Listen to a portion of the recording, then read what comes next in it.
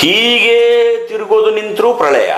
Hyper active ಇರ್ತಾರೆ, ಸ್ವಲ್ಪ ಅವರ ನಡೆ ನುಡಿ ಅಕ್ಕಪಕ್ಕದವ್ರಿಗೆ ಕಿರಿಕಿರಿ ಅನ್ಸುತ್ತೆ, ದಟ್ ಇಸ್ ರಾಕ್ಷಸ ಗಣ.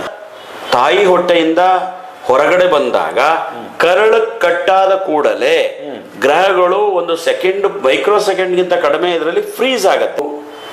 ತಾಯಿ ಹೊಟ್ಟೆಯಿಂದ ಮಗು ಬರೋದನ್ನ ಈ ಗ್ರಹಗಳು ತಿರುಗುವ ಸೌಂಡ್ ನಿಮ್ಗೆ ಯಾರಿಗಾರ ಕೇಳಬೇಕು ಅನ್ಸಿದ್ರೆ ಎಲ್ಲ ಫ್ಯಾನ್ ಗೀನ್ ಎಲ್ಲ ಆಫ್ ಮಾಡಿ. ಹಾಗೆ ಎಷ್ಟು ರಾಶಿ ಬರುತ್ತೆ, ಎಷ್ಟು ನಕ್ಷತ್ರಗಳು ಬರುತ್ತೆ, ಮತ್ತೆ ಎಷ್ಟು ಪಾದಗಳು ಬರುತ್ತೆ? ಸಾಮಾನ್ಯ ಎಲ್ಲರೂ ಗೊತ್ತಿರೋದು ಸಾಮಾನ್ಯ, ಜನರಲ್ ಒಂದು ನಾನು ಇಲ್ಲ ಒಳ್ಳೆ ಪ್ರಶ್ನೆ. ರಾಶಿ 12. ನಾನಾಗ್ಲೇ ನಿಮ್ಗೆ ಹೇಳಿದ್ನಲ್ಲ 12 ಮನೆ, ಒಂದೊಂದು ಮನೆನ ಒಂದೊಂದು ರಾಶಿ, 12 ರಾಶಿ, 12 ಲಗ್ನ. ಅದೇ ಲಗ್ನಗಳು ಆಗ್ತದೆ, ಅದೇ ರಾಶಿ ಆಗ್ತದೆ.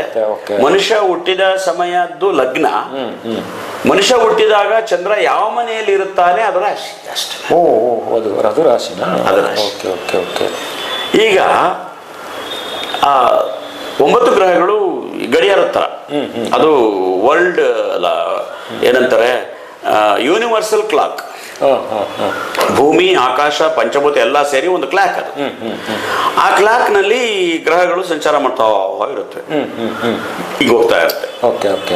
ಮೈಕ್ರೋ ಸೆಕೆಂಡಿನ ವೇಗದಲ್ಲೂ ಕೂಡ ಗ್ರಹಗಳು ಸ್ಟಾಪ್ ಆಗಲ್ಲ. ಹೀಗೂ ಮೂವ್ ಆಗುತ್ತೆ, ಹೀಗೂ ಮೂವ್ ಆಗುತ್ತೆ ಏಕಕಾಲದಲ್ಲಿ. ಹೀಗೆ ತಿರುಗೋದು ನಿಂತರೂ ಪ್ರಳಯ, ಈ ಮುಂದಕ್ಕೆ ಹೋಗೋದು ನಿಂತರೂ ಪ್ರಳಯ. ಮೈಕ್ರೋ ಸೆಕೆಂಡ್ ವೇಗದಲ್ಲಿ, ಮೈಕ್ರೋ ಸೆಕೆಂಡ್ ವೇಗದಲ್ಲಿ ಈ ಗ್ರಹಗಳು ತಿರುಗುವ ಸೌಂಡ್ ನಿಮ್ಗೆ ಯಾರಿಗಾರ ಕೇಳಬೇಕು ಅನ್ಸಿದ್ರೆ ಒಂದು 3 ಗಂಟೆಗೆ ಎದ್ದೊಳಿ, ಎಲ್ಲ ಫ್ಯಾನ್ ಗೀನ್ ಎಲ್ಲ ಆಫ್ ಮಾಡಿ. ಫ್ಯಾನ್ ಆನ್ ಇರಬಾರ್ದು, ಪಿನ್ ಸೌಂಡ್ ಅವ್ರು ಇರಬಾರ್ದು, ಲೈಟ್ ಆಫ್ ಮಾಡಿ, ಕಣ್ಣು ಮುಚ್ಕೊಂಡು ಕೂತ್ಕೊಳ್ಳಿ.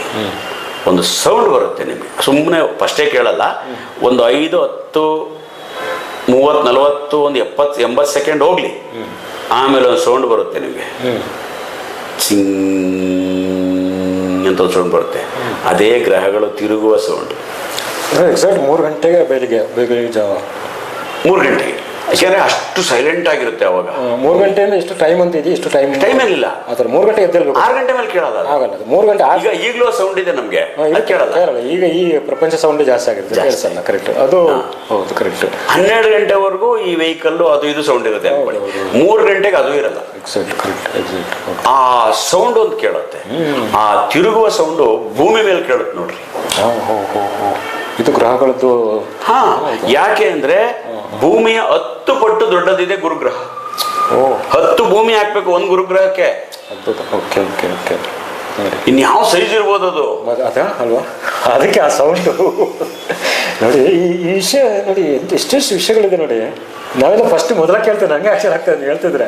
3 ಗಂಟೆ ಗ್ರಹಗಳು ತಿರುಗೋದು ಸೌಂಡ್ ಕೇಳ್ತಿದೆ ಅಂದ್ರೆ ಕೇಳುತ್ತೆ. ಅದ್ಭುತ ಅಲ್ಲ, ಭೂಮಿಗೆ 10 ಪಟ್ಟು ದೊಡ್ಡದಿರುವಂತ ಗುರುಗ್ರಹ ಸೌಂಡ್ ಭೂಮಿ ಕೇಳಬಾರ್ದಾ? ಸ್ವಲ್ಪ ಸೌಂಡ ಅಷ್ಟು. ಭೂಮಿ 10 ಪಟ್ಟು ಅಂದ್ರೆ ಭೂಮಿನೇ ಅಷ್ಟು ದೊಡ್ಡದಿದೆ. ಇದು ಉಪಗ್ರಹ ಭೂಮಿ. ಗುರು ಬಂದು ಗ್ರಹ, ಇದ್ರ 10 ಪಟ್ಟು ದೊಡ್ಡದು ಗುರುಗ್ರಹ.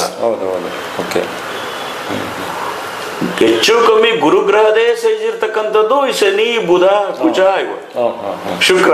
ಅಲ್ಲಿಗೆ ಎಷ್ಟು ಜಾಗ ಬೇಕು ಖಗೋಳದಲ್ಲಿ ಅಲ್ವಾ? ಬ್ರಹ್ಮಾಂಡ. ಅದಕ್ಕೆ ಅಂಥದ್ದು ಬ್ರಹ್ಮಾಂಡ. ಇದು ಎಷ್ಟು ಜಾಗ ಬೇಕಲ್ಲಿ ಸ್ಪೇಸ್ ನಲ್ಲಿ. ಖಂಡಿತ, ಹೌದು. ಕಲ್ಪನೆ ಮಾಡೋಕ್ಕಾಗಲ್ಲ ಬಿಡಿ, ನಾವೆಲ್ಲ ಕಲ್ಪನೆ. ಹಾಗೆ ಅದು ಎಲ್ಲ ಒಳಗೊಂಡಂತೆ ಈ ರಾಶಿ 12 ರಾಶಿಗಳು ತಿರುಗ್ತಾ ಇರುತ್ತೆ. ಅದು ಗ್ರಹಗಳು ತಿರುಗ್ದಂಗೆ ಪ್ಲೇಸ್ಮೆಂಟ್ ಚೇಂಜ್ ಆದಂಗೆ ಮನುಷ್ಯನ ಜೀವನ ಚೇಂಜ್ ಆಗ್ತಿರುತ್ತೆ. ಈಗ ರಾಶಿ ತಿರುಗ್ತಾ ಇರುತ್ತೆ. ಒಂದು ಇದು ಜ್ಞಾಪಿಸ್ಕೊಳ್ಳಿ, ಯಾವುದು ಮೀನ್ ಇಡ್ತಾರಲ್ಲ, ಏನದಕ್ಕಂತಾರೆ, ಅಲ್ಲಲ್ಲ, ಮನೆಯೊಳಗೆ ಇಡ್ತಾರಲ್ಲ, ಮೀನ್ ಸಾಕ್ತಾರಲ್ಲ, ಅಕ್ವೇರಿಯಂ ಒಳಗೆ 9 ಮೀನು ಬಿಟ್ರೆ ಅವು ಯಾಕೆ ಓಡಾಡ್ತಿದ್ದಾವೆ ಹಂಗೆ ಗ್ರಹಗಳು. ಬಟ್ 9 ಮೀನುಗಳಿಗೆ ಪಥ ಅಂತ ಇರಲ್ಲ. ಪಥ ಎಲ್ಲಿ ಬೇಕೋ ಓಡಾಡ್ತಾರೆ. ಬಟ್ 9 ಗ್ರಹಗಳಿಗೆ ಪಥ ಇರುತ್ತೆ. ರೂಟ್, ಆ ರೂಟಲ್ಲೇ ಹೋಗ್ಬೇಕು, ಅದು ಇನ್ನೊಂದು ಬಂದ್ರೆ ಕ್ಲಾಶ್ ಆಗ್ಬಿಡುತ್ತೆ. ಬೇರೆ ಪಥ ಅದು ಸುತ್ತುತ್ತಾ ಇರುತ್ತೆ. ಮನುಷ್ಯ ಹುಟ್ಟತಾನಲ್ಲ, ಮನುಷ್ಯ ತಾಯಿ ಹೊಟ್ಟೆಯಿಂದ ಹೊರಗಡೆ ಬಂದಾಗ ಕರಳು ಕಟ್ಟಾದ ಕೂಡಲೇ ಗ್ರಹಗಳು ಒಂದು ಸೆಕೆಂಡ್ ಮೈಕ್ರೋ ಸೆಕೆಂಡ್ಗಿಂತ ಕಡಿಮೆ ಇದರಲ್ಲಿ ಫ್ರೀಸ್ ಆಗತ್ತೆ. ಆ ಕುಂಡಲಿಯೇ ಆ ಹುಟ್ಟಿದಂತ ವ್ಯಕ್ತಿಯದ್ದು. Okay okay okay. ಆ ಟೈಮಲ್ಲಿ ಚಂದ್ರ ಎಲ್ಲಿತ್ತು, ಗುರು ಎಲ್ಲಿತ್ತು, ಬುಧ ಎಲ್ಲಿತ್ತು, ಗುರು ಎಲ್ಲಿತ್ತು, ಫ್ರೀಸ್ ಆಗುತ್ತೆ ಒಂದು ಕ್ಷಣ ಫ್ರೀಸ್ ಆಗುತ್ತೆ. ಆ ಫ್ರೀಸ್ ಆಗಿದ್ದೆ ಫ್ರೀಸ್ ಆಗೋಲ್ಲ, ಫ್ರೀಸ್ ಆ ಕಟ್ಟಿದ ಜಾಗಕ್ಕೆ ತಾನಾಗೆ ಸಿಂಕ್ರನೈಸ್ ಆಗ್ಬಿಡುತ್ತೆ. ಆಗ ಹುಟ್ಟುವಂತ ಮಗುವಿನ ಜಾತಕ ರೆಡಿ ಆಗ್ಬಿಡುತ್ತೆ. ಅಲ್ಲಿ ಮೂಲ ಇರುವುದು ಜಾತಕದ. ಕರಳು ಕಟ್ಟಾಗೋವರೆಗೂ ಮಗು ಹೋದ ಜನ್ಮದಲ್ಲೇ ಇರುತ್ತೆ. ಅಂದ್ರೆ ನೀವೀಗ ಮಕ್ಕಳು ಹುಟ್ಟುವ ಸಮಯ ಕೊಡ್ತಾರಲ್ಲ, ಈ ಸಮಯನ ಕಟ್ಟಾಗೋ ಟೈಮಿನ ಈಗ ಜಾತಕ ಬರಿಬೇಕಾದ್ರೆ ಟೈಮ್ ಅದು ಟೈಮು ಒಂದೊಂದು ಕಾಲದಲ್ಲಿ ಒಂದೊಂದು ತರ ತಗೋತಾ ಇತ್ತು.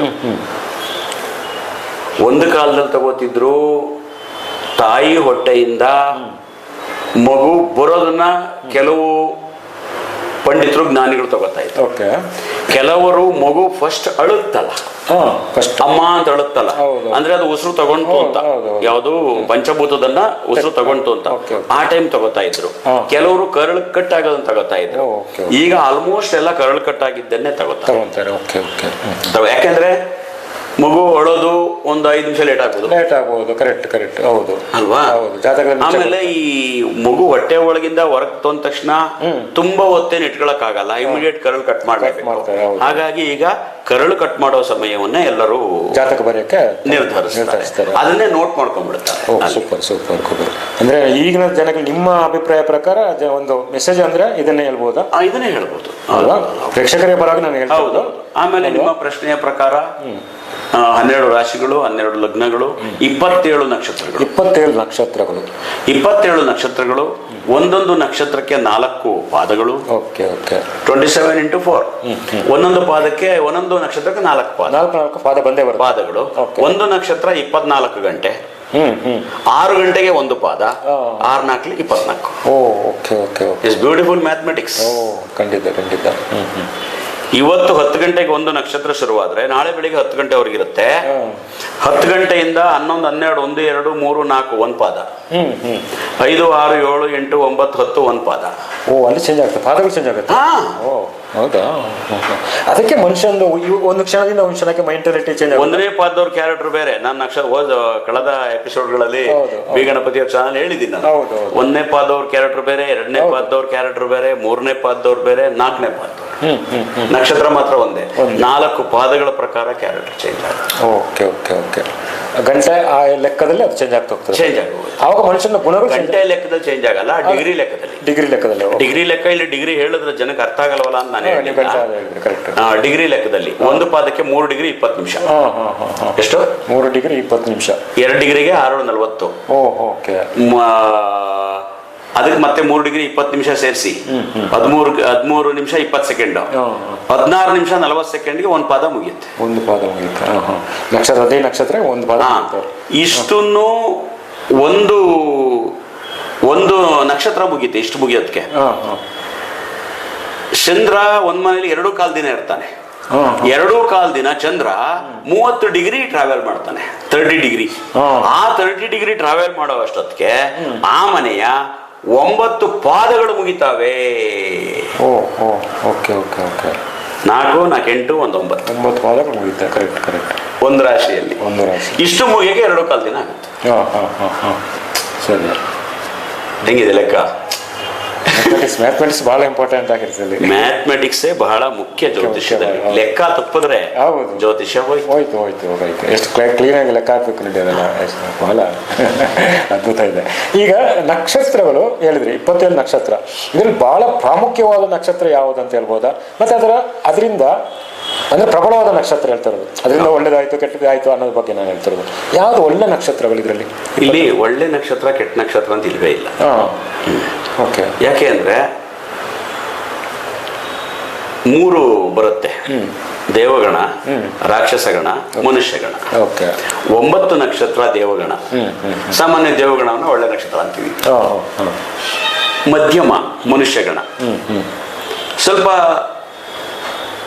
ತುಂಬಾ ರೂಢ್ ಇರ್ತಾರೆ, ಇಂಟ್ರೋವರ್ಟ್ ಇರ್ತಾರೆ, ಹೈಪರ್ ಆಕ್ಟಿವ್ ಇರ್ತಾರೆ. ಸ್ವಲ್ಪ ಅವರ ನಡೆ ನೋಡಿ ಅಕ್ಕಪಕ್ಕದವ್ರಿಗೆ ಕಿರಿಕಿರಿ ಅನ್ಸುತ್ತೆ. That is ರಾಕ್ಷಸಗಣ.